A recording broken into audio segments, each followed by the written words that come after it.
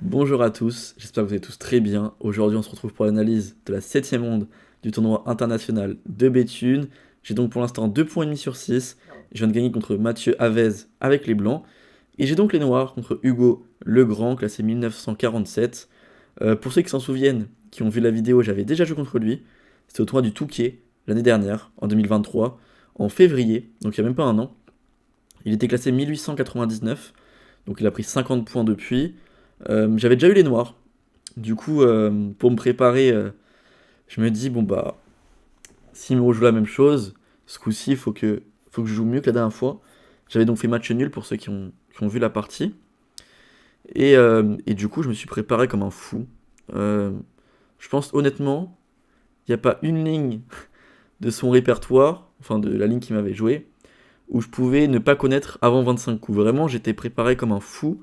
J'avais fait ça toute la nuit, enfin toute la soirée. C'est donc la partie du matin. J'avais l'appareillement vers 20h30, donc pendant 2-3 heures, j'ai fait que ça, que réviser cette ligne-là.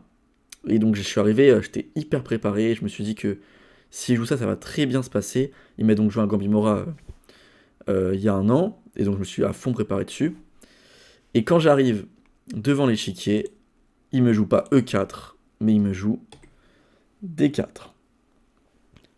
Donc directement, je me dis que il s'est préparé, parce que D4, il l'a jamais joué de sa vie, en tout cas dans ce qu'il y a sur la base. Et franchement, même je l'ai pas trop vu jouer ça, même les quelques fois où j'ai vu des parties à lui. Donc je me dis, il y a de grandes chances pour que ce soit la première fois de sa vie qu'il joue ça, ou en tout cas vraiment il connaît pas trop. Du coup, s'il me le joue, c'est forcément qu'il s'est préparé sur mon répertoire. Donc je me dis, sur quoi il a pu se préparer? Soit il s'est préparé sur mon Magnus Queen Gambit avec D5, E6, A6, soit il s'est préparé sur ma Benoni avec cavalier F6 et C5, soit il va essayer de jouer une catalane, il s'est préparé sur mes lignes de la catalane, comme ça m'a pas trop bien réussi. Donc je me dis, c'est forcément un des trois. Parce que le système de Londres, je maîtrise très bien, mes résultats sont très bons, donc ça m'étonnerait qu'il me joue ça. Donc j'envoie des 5. Je décide de pas envoyer une Benoni parce que je me dis que si c'est préparé sur la Benoni, ça peut être compliqué. Sur une grosse prépa contre une Benoni, qu'il soit 1800, 1900, 2000 ou 2002 ou 2005, c'est très dangereux. Du coup, je me dis, on va plutôt jouer un truc tranquille avec le Manus Queen Gambit. Du coup, il me joue cavalier F3. Et je réponds cavalier F6. Et là, il ne va pas jouer C4 ou G3 ou un système de Londres. Il va me jouer fou G5. La Tromposki. Alors, premièrement, quand je vois le coup, je me dis, c'est pas un moindre mal qui s'est préparé sur cette ligne-là. Parce que si je dis pas de bêtises, on me l'a jamais joué dans tout le Road to FM. Et même avant, quand je faisais des vidéos hors Road to FM, si je dis pas de bêtises, on me l'a jamais joué en partie longue, depuis que je suis sur YouTube. Donc je sais qu'il n'y a pas de partie dans la base, ni sur ma chaîne YouTube. Mais je me dis que potentiellement il a plus préparé avec mes comptes Chess.com et Chess, et sûrement que j'ai déjà joué cette position. Même si j'ai pas un répertoire très clair dessus, potentiellement je vais peut-être rejouer ce que j'ai vu sur internet, et donc il va être préparé dessus.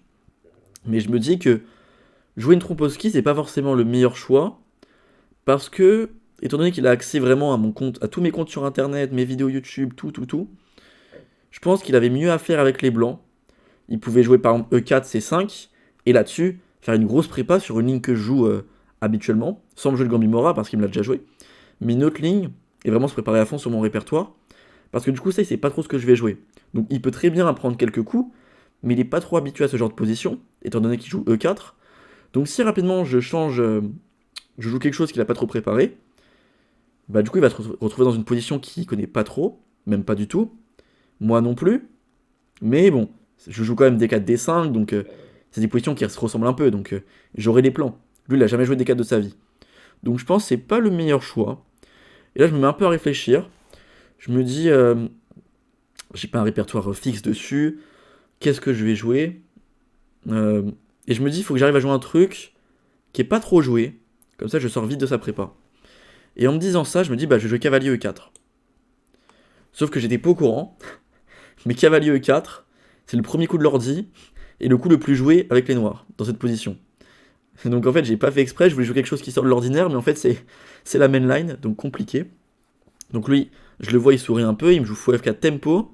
Donc là, je pense que je l'ai pas mal aidé en jouant cavalier E4.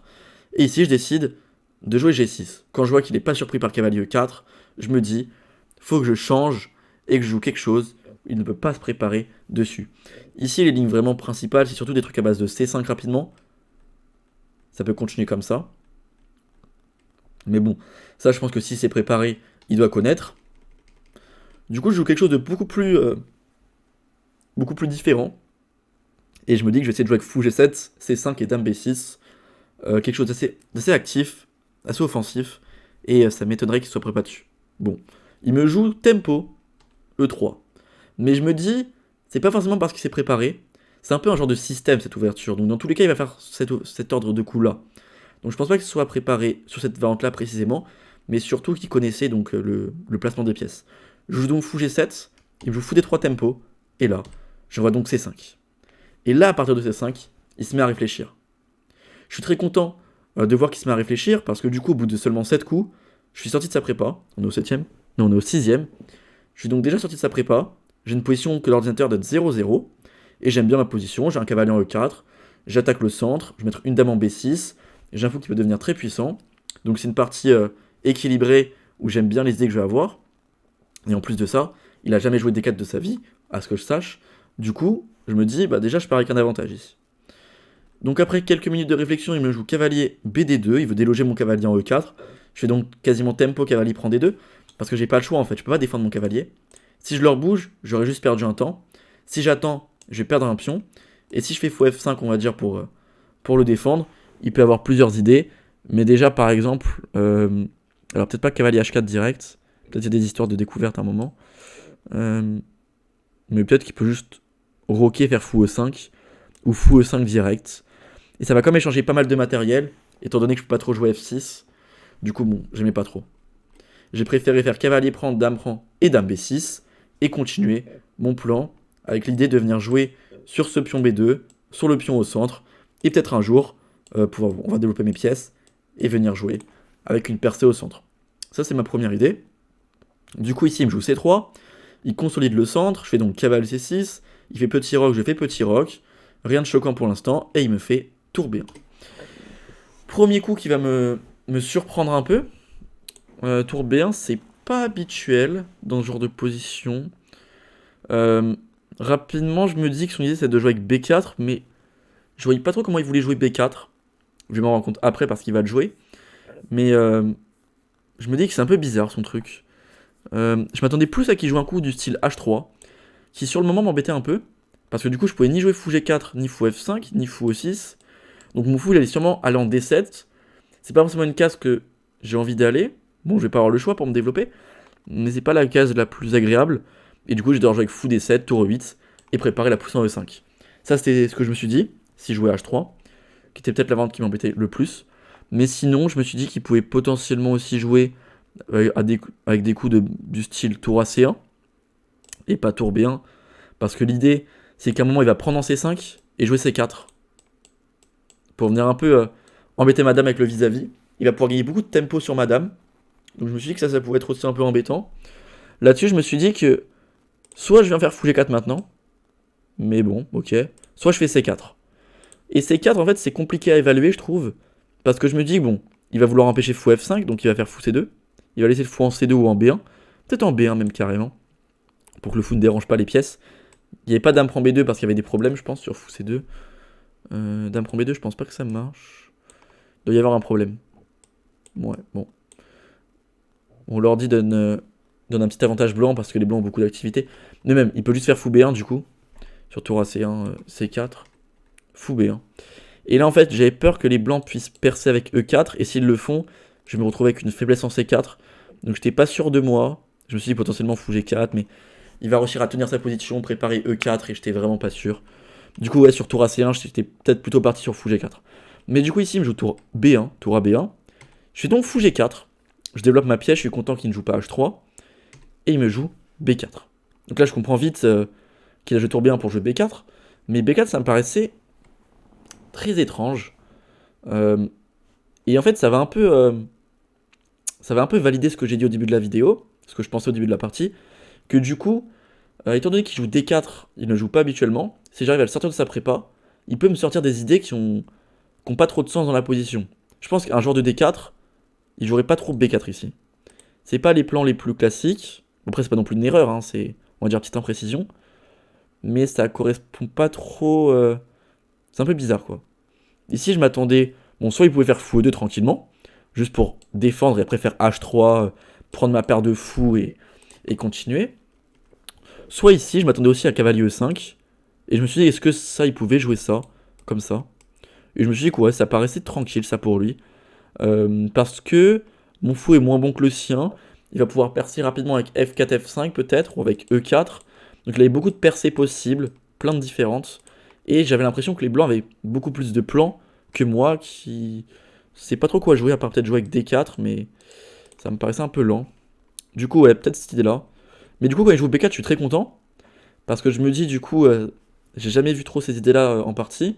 Donc ça pouvait pas être bon. Donc maintenant, j'avais plus qu'à réfléchir, à essayer de comprendre pourquoi c'était pas bon. Déjà, rapidement, j'enlève C4 de mes possibilités. Parce que je me dis que ça va être trop égalisant. Et que même si je viens prendre ici et que j'arrive à jouer E5, alors déjà, peut-être que je perds un pion sur E5. Quoique. Peut-être que je perds pas de pion. Ouais, peut-être que je peux jouer tour AD8 et j'irai le récupérer après. Mais ouais, je me suis dit que C4, ça pouvait pas être bon parce que même si j'arrive à jouer ça et E5, au pire, il viendrait juste faire fou prend, cavalier prend, pion prend. Bon, je viens défendre ça, tour AD8. Et j'aurai F4. Il a un pion de plus, j'ai fou de couleur opposée. Ça pouvait pas être bon pour moi, ça. Du coup, rapidement, j'enlève C4 de mes possibilités. Et je me dis que c'est soit je vais prendre là, soit je vais prendre là. Dans la partie, j'ai pris donc en D4. Parce qu'en fait, je me suis dit que si je prends B4, il va juste reprendre. Je vais prendre, il va reprendre. Je vais jouer E5, prise. Ça va retransposer dans la partie.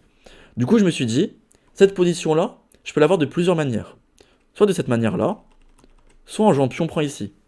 Parce que du coup, s'il reprend du pion C, encore une fois, je peux faire prise et E5. Ça transpose. Par contre, s'il fait l'erreur de reprendre du pion E, maintenant, prise et E5, c'est beaucoup plus fort. Parce qu'après prise et prise, il a d'énormes faiblesses. Il a le pion C3 en plus qui est une grosse faiblesse, que je vais vite pouvoir attaquer. Donc ça, c'est une erreur, E prend. Et pareil, je me dis que sur pion prend, la différence de prendre ici, c'est si je prends là, bon, il n'y a qu'une seule possibilité, et c'est donc la variante qu'on vient de voir. Si je prends là, s'il fait C prend, ça transpose. S'il fait E prend, c'est erreur. Et pour moi, en fait, quand je le vois jouer comme ça, pour moi, son plan, c'était de jouer avec B5, en fait, ici. Parce que quand j'évaluais B5, ça me paraissait être intéressant. Parce que du coup, en fait, B5, c'est quoi l'idée? Bon, l'ordinateur, il s'affole, il met gros avantage noir. Mais c'est pas si simple que ça.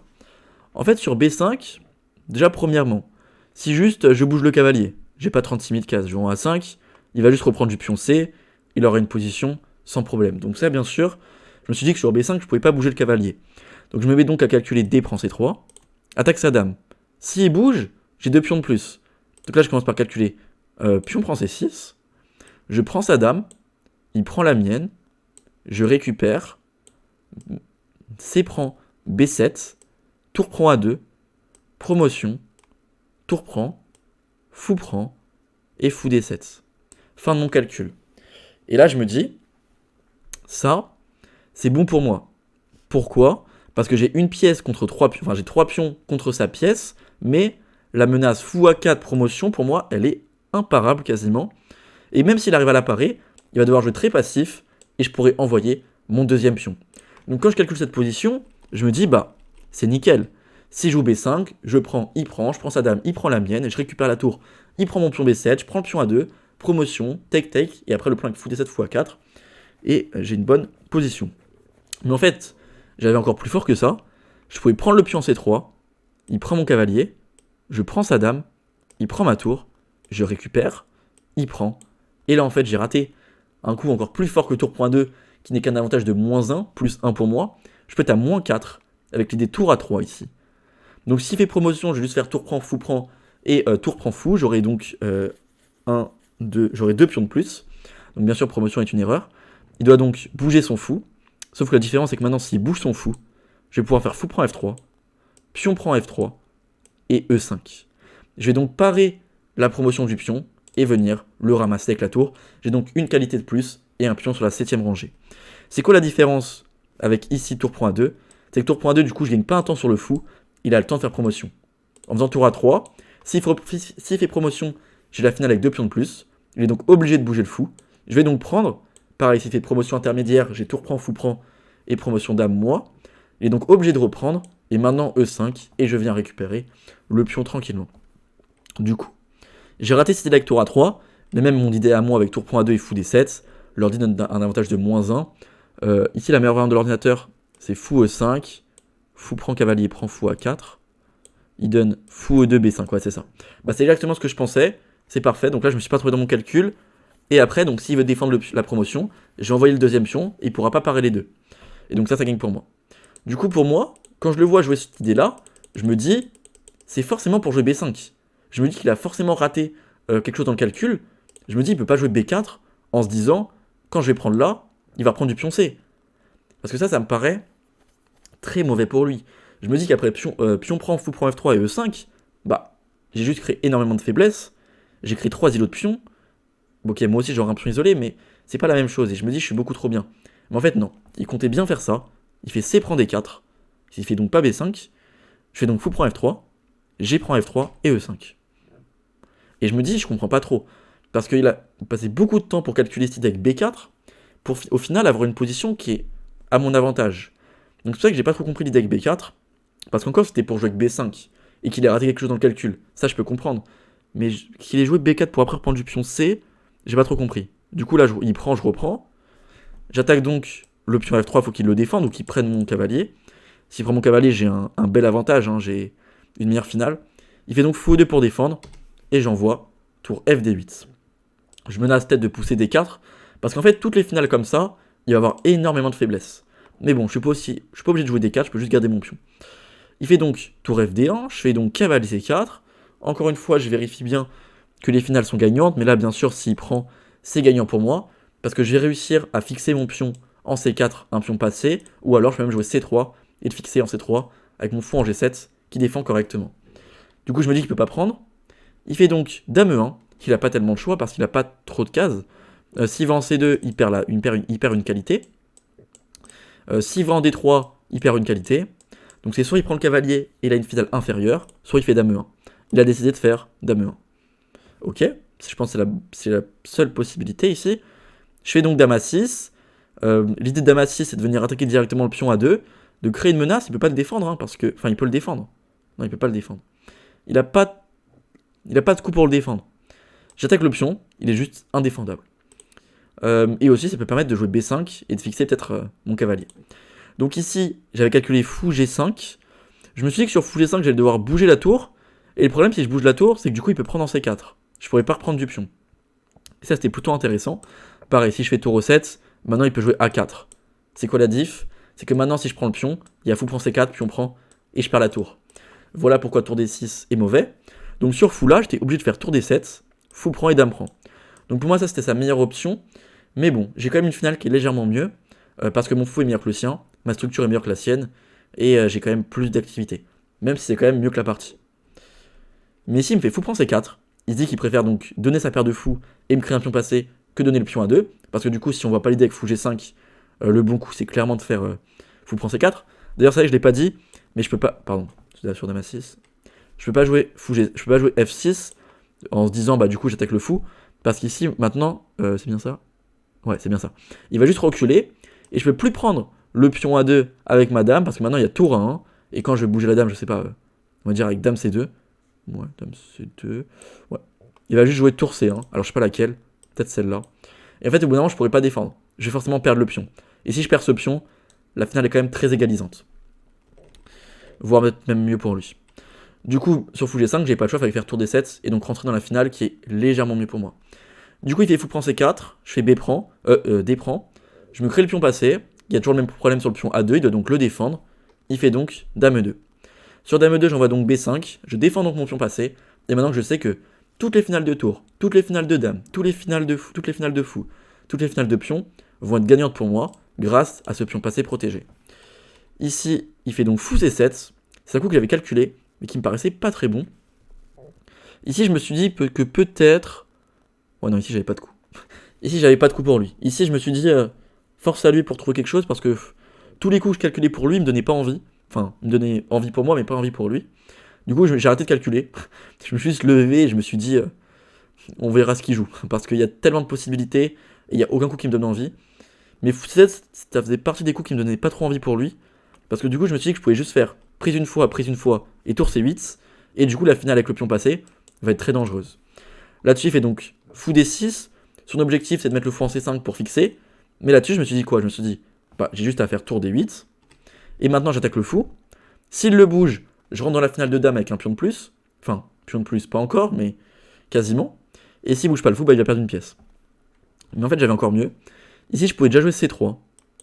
Et sur fou C5, c'est le coup que j'avais peur sur C3, je pouvais jouer dame A3. Avec l'idée de jouer dame B2 et venir pousser le pion jusqu'à dame. Et même s'il vient faire dame prend, pion prend, et bah le pion B2 il va être tellement dangereux que je pourrais ramener mes pièces tranquillement et finir par gagner la finale. Donc j'ai mal évalué ça. J'ai donc fait tour D8, il fait fou C5, je fais prise. Bien sûr, dame prend A2 n'est pas possible à cause du mat en D8. Je fais donc H5 pour commencer la finale. J'attaque toujours le pion A2. Il fait dame D8 échec. En fait, ici, pourquoi il défend pas son pion tout simplement? Avec par exemple dame C2. Parce que là-dessus, je peux juste jouer C3, suivi de dame A4. La dame va devoir bouger, et je vais avancer mon pion jusqu'à la promotion. À chaque fois, je vais, avec ma dame et mon fou, attaquer sa dame pour faire reculer, et aller jusqu'à dame. Donc en fait, il peut pas juste attendre. Il essaye donc de jouer actif. Il fait dame D8, roi H7, et fou D4. Ici, le meilleur coup pour lui, c'était peut-être plutôt dame D5. L'idée, c'est que du coup, je suis obligé de défendre, parce que si je prends ce pion A2, c'est pas une très bonne idée, parce qu'il y a dame prend F7, et fou D4 qui est imparable. Ici, l'ordi donne 0-0. Ça va sûrement faire une perpète. Du coup, en fait, sur dame D5, je suis obligé de revenir en F6. Bon, j'ai quand même un gros avantage, hein, c'est quasiment -2. Mais bon, c'est peut-être la meilleure variante pour lui. Il fait donc fou D4, je fais dame prend A2, j'ai mon pion de plus. Il fait fou prend, roi prend. Alors, je fais dame B1 d'abord.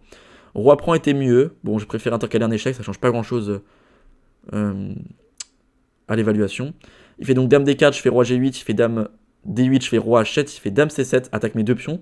Je fais donc dame F5 pour défendre celui-là. Et je me dis que s'il prend mon pion A7, je vais pouvoir jouer. Alors, C3, c'est une mauvaise idée, bien sûr. Parce que là, du coup, il aura fixé mon pion et je pourrai plus progresser. Je pourrai pas bouger ma dame, sinon je vais perdre le pion. Et si le pion peut pas être avancé tout seul. Même si je fais roi G7 et dame bouge, je vais me prendre des perpètes, etc. Du coup, en fait, sur dame prend A7, je pouvais pas jouer C3. Pour moi, il a eu peur de ça. Pour moi, il s'est dit, il prend pas le pion A7 à cause de C3. Mais du coup, C3, c'est une mauvaise idée.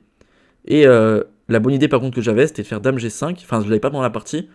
Je l'avais pas vu encore. Peut-être que je l'aurais vu s'il jouait ça, je sais pas. Mais du coup, ce que je devais faire, c'était dame G5 et dame D5. Je centralise la dame. Je mets le roi en G7. Et ensuite, je vais pouvoir amener mon pion avec ma dame. Du coup, ici, il fait E4. Je fais dame E6. Il fait roi F1. Je fais A6. J'ai mes deux pions de plus. Deux pions. Non, un seul. Non, un seul pion de plus, pardon. C'est ça, hein. 1, 2, 3, 4, 5, 6, ouais. Il fait roi E2. Je fais roi G7, et je défends mon pion pour pouvoir bouger ma dame. Il fait donc roi E3, je fais dame F6. Il fait E5, je fais dame F5. Menace mat s'il fait F4, ça aurait pu être joli. Mais il fait dame D6. Là, bien sûr, cette finale-là n'est pas gagnante pour moi, elle est carrément perdante, donc attention. Je fais donc ici dame E6. Là, par contre, cette finale-là est bien sûr gagnante. On l'a dit tout à l'heure, toutes les finales avec ce pion passé protégé gagnent pour moi. Du coup, il bouge sa dame, je vais donc en D5, je remenace dame D3, il fait donc roi F4, et là, j'envoie un coup... Alors c'est surtout le coup d'après que je suis très content, j'envoie G5. G5 c'est quoi l'idée? S'il prend, c'est dame prend F3. Et ici en fait, il peut plus parer les menaces. Et G5 en fait, il n'avait pas le choix. Qu'est-ce qu'il pouvait faire d'autre? Sur roi F5, il y avait dame prend et mat. Sur roi E3, il y avait mat. Sur roi G3, il y avait H4, roi recule et G4. Et dame prend au prochain. C'était mat aussi rapidement. Du coup, il est obligé de prendre et dame prend F3. Je menace donc mat. S'il défend avec sa dame, avec par exemple dame D7, je pousse mon pion. Mon pion va à dame. S'il fait donc dame C8 pour défendre les deux à la fois, je fais juste dame prend F2 et j'ai toujours les mêmes menaces de mat. Je vais juste tout ramasser. C'est complètement gagnant. Du coup, il décide de faire H3. Il part la menace de mat en G4. Je ramasse donc le pion. Il y a la même menace au coup d'après. Mais maintenant, il peut s'enfuir en F4. J'ai donc maintenant deux pions de plus. Je fais donc dame G4, roi E3 et H4. J'ai maintenant mes deux pions passés, qui sont éloignés, et j'ai plus qu'à les pousser. Il fait donc F3, et je fais dame F5. Il abandonne, parce que maintenant il va pas pouvoir parer à la fois la menace ici, les menaces avec madame où je peux ramasser des pions. Il décide donc d'abandonner. Je suis très content de cette partie, parce que ça aurait pu être une partie très dangereuse, au vu du fait qu'il s'est préparé, et que moi j'ai pas forcément affiché très précis sur cette ouverture. Du coup, très content de cette partie. On va faire un bilan de partie. Je rappelle que j'avais enchaîné 3 défaites d'affilée. C'est donc ma 2e victoire de suite. Donc ça fait plaisir. Et donc à la prochaine ronde, j'aurai les pièces blanches contre Mathieu... non, je sais plus comment il s'appelle. Lonquet Mathieu, je crois. Hein. Je crois que c'est Mathieu, j'ai un doute. Mais il est classé 2200. J'aurai donc les blancs. L'objectif, c'est d'enchaîner une 3e victoire de suite. Comme ça, on oublie les 3 défaites. Mais voilà, c'est une belle partie. Je vous spoil pas, mais c'est une très belle partie qui allait un peu dans tous les sens. Mais ok, en tout cas, je suis vraiment content de cette partie. Je pense qu'elle est plutôt propre quand même dans l'ensemble. Ouais, 86.6, 88.6 et le 83. J'ai fait 3 erreurs quand même. Après bon, c'est l'heure des chesscom, mais c'est vrai qu'à certains moments, j'aurais pu être plus précis peut-être. Bon, l'ouverture, je suis très content, parce que du coup, j'ai réussi à sortir rapidement de sa prépa avec une position très tranquille. Donc là, son plan avec tour B1 et B4 était assez surprenant. Et donc là, je prends juste un petit avantage. Et rapidement, je vais prendre un plus gros avantage. Il fait fou penser qu'à, donc là, il fallait avoir l'idée fou G5, mais c'est pas facile. Le problème, je pense, c'est surtout avant avec l'idée de B4. Il s'est mis dans une position pas agréable. Donc là, je prends l'avantage. Bon, B5, c'est pas le coup le plus précis. On a dit qu'on pouvait jouer... on pouvait jouer quoi ici? Non, on n'a pas relevé ici, je crois. On a dit quelque chose ici ou pas? Non, on a rien dit. On a rien dit. Bon, B5, ça garde quand même un énorme avantage. C'est quand même le coup le plus logique dans la position. Et donc là, fou 7, j'ai juste à rentrer dans la finale. Ici, on a dit par contre que je pouvais faire C3, Dame A3, Dame B2. J'ai donc fait plutôt tour D8. Bon, c'est qu'une imprécision sur chesscom. Et là, j'ai plus qu'à... Bon, H5, erreur, mais en pratique, c'est quand même un coup correct. Et donc là, ok, Dame B, une erreur. Mais ensuite, on n'a plus qu'à améliorer la finale, défendre toute nos options, avancer avec la Dame et l'option, et saisir la première opportunité, qui est donc G5, pour venir terminer la partie tranquillement. Ok. Bon, bah, ça fait plaisir. Une belle victoire pour cette ronde numéro 7. Donc voilà, prochaine ronde, elle sortira vendredi à 16h, sera l'analyse de la ronde numéro 8. J'ai donc à 3,5 sur 7, on remonte dans ce tournoi. L'objectif, c'est de faire 2 sur 2, parce que en cas de 2 sur 2, je vais donc passer 2100 feed. Donc voilà, l'objectif, il est clair. Je devais faire 4 sur 4 pour passer 2100 feed. J'étais à 1 sur 1, maintenant à 2 sur 2. Il en manque 2 encore à gagner. Peut-être que 1,5 sur 2, ça peut suffire. Mais voilà, en tout cas, il faut gagner la prochaine, et on fera les comptes à la fin. J'espère que la vidéo vous aura plu. Si c'est le cas, n'hésitez pas à liker, vous abonner à la chaîne, c'est pas encore fait. Et moi, je vous dis à vendredi 16h. Allez, ciao.